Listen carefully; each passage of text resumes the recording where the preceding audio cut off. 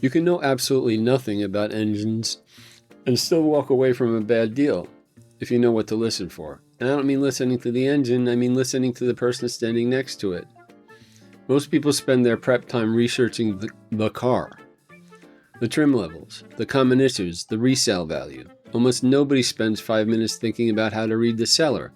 But honestly, the seller tells you more and tells you faster than the car ever will. There are a few phrases that should make your ears perk up every single time. Runs great, just needs a little TLC.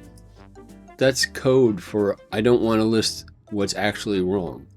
Selling for a friend, sometimes true, sometimes a way to dodge question about the car's actual history. But hey, it's not really their car, how would they know? And first come, first served, lots of interest. That's pressure dressed up as information. None of these phrases are illegal, none of them are even necessarily lies, but all three should slow you down, not speed you up. Here's the thing about urgency. A seller who actually needs to move a car fast almost always drops the price first. Pressure language costs nothing to type into a listing. Dropping $200 off the price actually costs them something.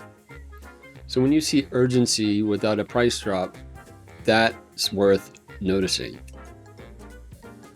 Motivated seller gets used like it's a selling point. And sometimes it is. Divorce, moving for a job, somebody just wants it gone. But motivated to sell fast and motivated to sell honestly are two completely different things. I've seen listings where a seller dropped the car's price 3 times in a week. Turned out the transmission was slipping and they knew it. They weren't lying exactly. Nobody asked them directly and they didn't volunteer it.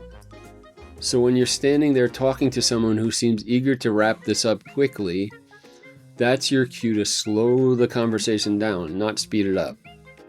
This is where having an actual plan helps, instead of winging it. Pull up the checklist before you even get in the car. Half of reading a seller right is knowing what to ask before they've had a chance to get their story straight. Here's one question that does a lot of work. Ask, has anything ever been replaced or repaired on this car? Even small stuff, doesn't matter how minor. Watch how they answer. A seller with nothing to hide usually over answers. They'll tell you about the wiper blades, the battery, stuff that doesn't even matter, because they're not worried. A seller who gets vague, who says something like, I don't really remember, it's been a while, on a car they've supposedly owned for years, that's the tell. Not proof of anything, just a flag. You don't need to be a mechanic to read a room. You just need to know what to listen for and what to ask before the story gets rehearsed.